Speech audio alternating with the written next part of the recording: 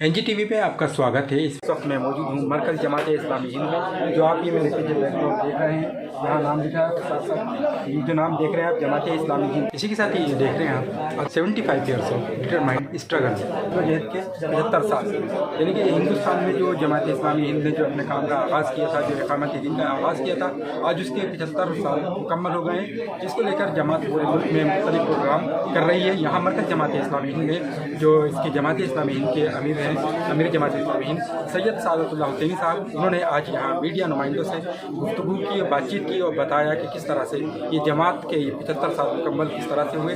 आइए सुनते हैं क्या कुछ उन्होंने अपने इस गुफ्तगू में कहा। जमात इस्लामी हिंद की दोबारा कल्पना की, उसका तसव्वुर पेश किया और फिर नए तसव्वुर के साथ एक इंडिपेंडेंट ऑर्गेनाइजेशन जमात इस्लामी हिंद के नाम से 16 अप्रैल 1948 को कायम हुई। तो इस तरह 16 अप्रैल 2023 को जमात इस्लामी हिंद के क़याम के 75 ईयर्स 75 साल मुकम्मल हो रहे हैं। आमतौर पर 50 साल, 75 साल, 100 साल के कंप्लीशन पर, उसके तकमील पर ऑर्गेनाइजेशंस, तंजीमें वो सेलिब्रेशंस का, जश्न का एहतमाम करती हैं। लेकिन जमात ने अपने ट्रेडिशन के मुताबिक, अपनी रिवायत के मुताबिक इसको सेलिब्रेशन का टॉपिक नहीं बनाया, बल्कि दो चीजों का इसको जरिया बनाने का फैसला किया। एक तो ये कि हम मुल्क के ज्यादा से ज्यादा लोगों तक पहुंचेंगे और उन तक हमारा मैसेज क्या है, हमारा संदेश क्या है, हम क्या काम कर रहे हैं, ये बात उन तक पहुंचाएंगे, अपना इंट्रोडक्शन कराएंगे, परिचय कराएंगे। और दूसरे ये कि हम अपना इंट्रोस्पेक्शन करेंगे, अपना जायजा लेंगे कि 75 साल के इस जर्नी में हमने क्या खोया, क्या पाया, हमारे अचीवमेंट्स क्या हैं, हमारे फेल्यूर्स क्या हैं, कमजोरियां क्या हैं, और हम अपने अगले सफर को और कैसे बेहतर कर सकते हैं। तो इसके लिए मुल्क के तमाम मकामात पर हम ऐसे छोटे बड़े इजलास मुनक़िद कर रहे हैं। उसमें समाज के डिफरेंट सेक्शंस को इनवाइट कर रहे हैं, अपना परिचय उनके सामने रख रहे हैं और फिर उनसे बातें सुन रहे हैं। तो यहाँ मरकज में भी धार्मिक गुरुओं के साथ, रिलीजियस लीडर्स के साथ, मुल्क की प्रोमिनेंट लेडीज के साथ, खवातीन के साथ, इस तरह के मुख्तलिफ सेशंस यहाँ हो चुके हैं। ये सिलसिला अप्रैल तक जारी रहेगा। उसी सिलसिले के तहत आज आप हजरात को यहाँ जहमत दी गई। तो पहली गुजारिश ये है कि हमेशा प्रेस कॉन्फ्रेंस में आप लोग सवालात करते हैं, हम जवाब देते हैं। आज हम आपसे सुनना चाहते हैं। हम अपना परिचय भी कराएंगे, जमात का तारुफ भी कराएंगे मुख्तसरन। उसी के लिए मैं हाजिर हुआ हूं। एक आधा घंटा मैं जमात के कामों के बारे में बताऊंगा और उसके बाद मैं चाहूंगा कि आप इस पर तबसरा फरमाएं। आप जमात के बारे में क्या सोचते हैं, आपके मशवरे क्या हैं, हमारे जो अच्छे अचीवमेंट्स हैं उसके बारे में आपका क्या मशवरा है, और अगर हमारी कुछ कमजोरियां हैं जिनको हमें बेहतर करने की जरूरत है और आइंदा सफर में अपनी कुछ रिफॉर्म्स करने की जरूरत है, तो उसके हवाले से भी हम आपके मशवरे सुनना चाहते हैं। समाज के तमाम सेक्शन से हम उनकी बातें सुन रहे हैं। आज मीडिया के लोगों से, जो समाज का बहुत अहम हिस्सा है, आप तो हर छोटी सी छोटी चीज पर नजर रखते हैं, गहराई से नजर रखते हैं, इसलिए आपके मशवरों की बड़ी अहमियत है, बड़ी इंपॉर्टेंस है। तो मेरी गुजारिश यही है कि आप अपने कीमती मशवरों से इस इजलास में हमको नवाजें। सवाल पे ज्यादा तवज्जो ना हो, कोई सवाल हो तो उसका भी हम जवाब दे देंगे, लेकिन गुजारिश यह है कि सवालात से ज्यादा आपके मशवरे, आपका एनालिसिस, इससे आप हमको फायदा पहुंचाने की कोशिश करें। यही आज के सेशन का असल मकसद है। एक आइडियोलॉजिकल मूवमेंट है, एक नजरियाती तहरीक है।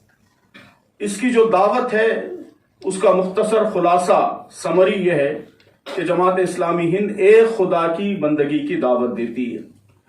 उसका असल मैसेज यह है कि हम सबका, सारे इंसानों का, मुसलमानों का, हिंदुओं का, सिखों का, ईसाइयों का, दलितों का, आदिवासियों का, नॉर्थ इंडियंस का, साउथ इंडियंस का, सबका पैदा करने वाला एक खुदा है।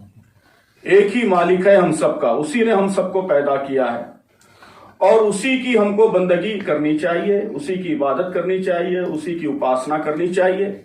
उसको लोग अलग अलग नाम से पुकार सकते हैं, लेकिन असलन सबका खालिक, सबका मालिक, सबका खुदा एक है। اور انسان کی کامیابی، انسان کی سفلتا یہ ہے کہ اس خدا کی، اس مالک کی ہم پیروی کریں، اس کی عبادت کریں، اس کی بات مانیں، اسی کی مرضی کے مطابق، اس کے بتائے ہوئے مارگدرشن کے مطابق ہم اپنی زندگی گزاریں، اپنی انفرادی زندگی بھی اور اپنی اجتماعی ساموہک کلیکٹیو لائف بھی اسی کی مرضی، اسی کی اچھا کے مطابق ہم گزاریں۔ تو جماعت کا اصل پیغام، اصل میسج ہندوستان کے تمام لوگوں کے لیے، سارے انسانوں کے لیے یہی ہے۔ ایک خدا کی بندگی کی دعوت لے کر یہ تحریک اٹھی ہے۔ ایک خدا نے جب سارے انسانوں کو پیدا کیا تو سارے انسانوں میں برابری ہے، کوئی اونچ نیچ بھید بھاؤ نہیں ہے۔ تو خدا کی وحدت کے ساتھ ساتھ بنی نوع انسان کی وحدت، انسانوں کی وحدت، مانوتا کی وحدت، یہ بھی جماعت کے پیغام کا ایک اہم حصہ ہے کہ سارے انسان برابر ہیں، رنگ کی بنیاد پر، نسل کی بنیاد پر، ذات پات کی بنیاد پر ان کے درمیان کوئی اونچ نیچ، کوئی تفریق نہیں ہے، دولت کی بنیاد پر ان کے درمیان کوئی تفریق نہیں ہے، طبقات کی بنیاد پر ان کے درمیان کوئی تفریق نہیں ہے۔ اس لیے سارے انسانوں کے ساتھ ایک جیسا سلوک ہونا چاہیے اور سب کو انصاف ملنا چاہیے، سب کو جسٹس ملنا چاہیے۔ اس ملک کے رہنے والے ہر انسان کو نیائے ملنا چاہیے، جسٹس ملنا چاہیے، مکمل جسٹس ملنا چاہیے۔ یہ جماعت کے پیغام کا بھی، اس کی کوششوں کا بھی اہم میدان، اہم محاذ ہے۔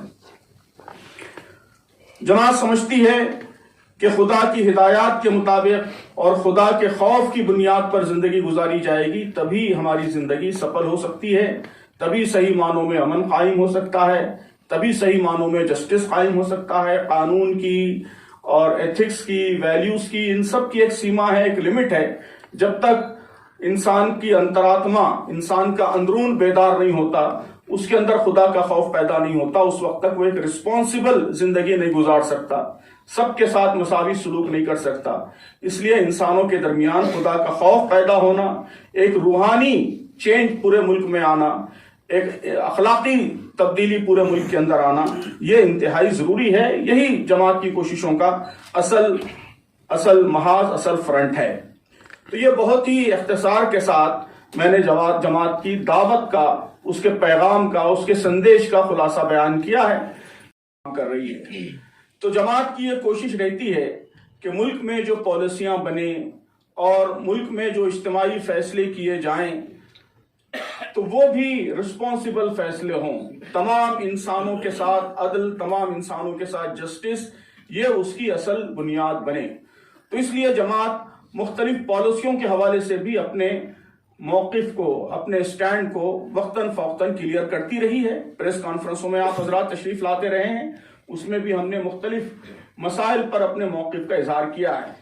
تو میں بریفلی یہ بھی بتاؤں گا کہ جماعت کے موقف کی، جماعت کے سٹینڈ کی بنیادیں کیا ہیں۔ ظاہر ایک ایک واقعے پہ یا ایک ایک نیوز آئٹم پر ہمارا سٹینڈ کیا ہے وہ تو پریس کانفرنس میں ہم بیان کرتے رہتے ہیں، لیکن اس کی بنیادیں کیا ہیں، اس کے فاؤنڈیشنز کیا ہیں، یہ بھی میں بہت ہی اختصار کے ساتھ بیان کروں گا۔ بات کو لڑانا اور ان کے درمیان دوری پیدا کرنا، اسی کو وہ پولیٹکس سمجھتے ہیں، اپنے پولیٹیکل انٹرسٹ کو اسی سے وابستہ کرتے ہیں۔ تو ہم سمجھتے ہیں کہ یہ ساری چیزیں کرمنلائزیشن کا پارٹ، بدقسمتی سے کرمنلائزیشن آف پولیٹکس کی جو ڈیبیٹ ہے وہ صرف چند کرائمز تک محدود ہو کر رہ گئی ہے کہ کوئی ریپ کرتا ہے تو ہم سمجھتے ہیں کہ وہ کرمنل ہے، یقیناً وہ کرمنل ہے، بڑا کرمنل ہے، لیکن اس کے ساتھ ساتھ اگر کوئی لوگوں کے درمیان لڑائی لگاتا ہے، نفرت پھیلاتا ہے، غلط فہمی پھیلاتا ہے، جھوٹ پھیلاتا ہے، لوگوں کے درمیان دشمنی پیدا کرتا ہے، تو وہ بھی کرمنل ہے، وہ بڑا کرمنل ہے، وہ ملک کا بڑا دشمن ہے۔ تو کمرشلائزیشن اور کرمنلائزیشن اور کمیونلائزیشن، یہ تینوں سی کو ہم پولیٹکس کے بڑے کرائسس سمجھتے ہیں، انڈین پولیٹکس کے بڑے کرائسس سمجھتے ہیں۔ تو ملک کی جو سیاست ہے وہ اخلاقی قدروں، نیتک مولیوں کی بنیاد پر چلنی چاہیے، یہ ہمارا بہت ہی اہم پیغام ہے۔ اور ہماری اب تک کی جو پولیٹیکل اسٹرگل رہی ہے اس ملک میں، جو سیاسی جدوجہد رہی ہے، اس کی اہم بنیاد یہی رہی ہے کہ ایسے لوگ سیاست میں آئیں جو اخلاقی قدروں میں یقین رکھتے ہیں، جن کا کیریکٹر اچھا ہے اور جن کا کردار صاف ستھرا ہے، جو نفرت اور بھید بھاؤ اور تفریق سے اوپر اٹھ کر سارے انسانوں کی بھلائی کے لیے سوچتے ہیں۔ ایسے لوگوں کو پولیٹکس میں پروموٹ کیا جائے، ایسے لوگوں کو آگے لایا جائے۔ یہ گویا ہماری سیاسی جدوجہد کی اصل بنیاد ہے۔ اسی طرح اکنامی میں ہم سمجھتے ہیں کہ اکنامی ہمارے ملک کی اکنامک پالیسیز کا اصل مقصد اکنامک جسٹس ہونا چاہیے۔ دونوں چیزوں پر توجہ ہونی چاہیے، ویلتھ کے پروڈکشن پر بھی توجہ ہونی چاہیے اور جو ویلتھ پروڈیوس ہو رہی ہے اس کے ڈسٹریبیوشن پر بھی توجہ ہونی چاہیے۔ ایک طرف ہمارے ملک میں ایسے لوگ ہیں جو صرف ڈسٹریبیوشن پر یقین رکھتے ہیں، پروڈکشن دولت پیدا ہوگی تب وہ ڈسٹریبیوٹ ہوگی، اگر دولت پیدا ہی نہیں ہوگی، انڈسٹری فلرش نہیں کرے گی، بازار فلرش نہیں کرے گا، ترقی نہیں ہوگی تو کیا دولت کیسے ڈسٹریبیوٹ ہوگی؟ تو پروڈکشن، ملک کی ترقی، ملک کی معاشی نمو یہ بھی انتہائی ضروری ہے، لیکن جو دولت پیدا ہو رہی ہے، اگر بڑے پیمانے پہ دولت پیدا ہو رہی ہے لیکن وہ چند ہاتھوں میں کانسنٹریٹ ہو رہی ہے، مرکوز ہو رہی ہے۔ اب اس وقت ہمارے ملک میں یہی ہو رہا ہے کہ دولت بہت زیادہ پیدا ہو رہی ہے لیکن وہ چند ہاتھوں میں کانسنٹریٹ ہو رہی ہے، چند ہاتھوں میں سیمت ہو رہی ہے، مرکوز ہو رہی ہے۔ ہمارے ملک میں ایک طرف جو دنیا کے ٹاپ بلینئرز ہیں، 10 بڑے بلینئرز، اس میں سے 2 ہمارے ملک کے ہیں۔ امریکہ کے بعد سب سے بڑی تعداد دنیا کے ٹاپ بلینئرز میں جو لوگ شامل ہیں ان میں ہمارے ملک کے لوگوں کی ہے۔ برطانیہ سے، برٹین سے زیادہ، فرانس سے زیادہ، یورپ سے زیادہ، جاپان سے زیادہ ٹاپ 10 بلینئرز میں ہمارے ملک کے لوگوں کی نمائندگی ہے، لیکن دوسری طرف دنیا میں جتنے غریب ترین لوگ ہیں اس میں آدھی آبادی ہمارے ملک کی ہے۔ تو گویا دولت پیدا ہو رہی ہے لیکن اس کے باوجود غربت ختم نہیں ہو رہی ہے۔ وجہ یہی ہے کہ جو دولت پیدا ہو رہی ہے وہ چند ہاتھوں میں کانسنٹریٹ ہو رہی ہے۔ تو ہم ایسی پالیسیز سجیسٹ کرتے ہیں اور ایسی پالیسیز کے لیے اس ملک میں بیداری لانے کی کوشش کر رہے ہیں کہ جس سے ایک طرف دولت بڑے پیمانے پر پیدا ہو، ترقی ہو، ہمارے ملک کا جی ڈی پی بڑھے، انڈسٹری فلرش ہو، اور اس کے ساتھ ساتھ جو دولت پیدا ہو رہی ہے وہ پراپرلی ڈسٹریبیوٹ ہو اور امیروں سے غریبوں کی طرف دولت جائے، غریبوں سے امیروں کی طرف نہ جائے۔ تو ہمارے ملک کی ساری policies, taxation policies, monetary policies, budget, وہ سب اس طرح بنے، اسپینڈنگ اس طرح ہو کہ اس کے نتیجے میں دولت کا پراپر ڈسٹریبیوشن ہو۔ تو ہم برابر ایسی پالیسیز سامنے لاتے ہیں، سجیسٹ کرتے ہیں۔ بجٹ کے بعد جب بھی پریس کانفرنس ہوتی ہے اس میں ہم جو تبصرہ کرتے ہیں آپ کے علم میں ہے کہ ان سب کا مقصد یہی ہوتا ہے کہ اس طرح کی پالیسیز کی طرف ملک کو متوجہ کیا جائے۔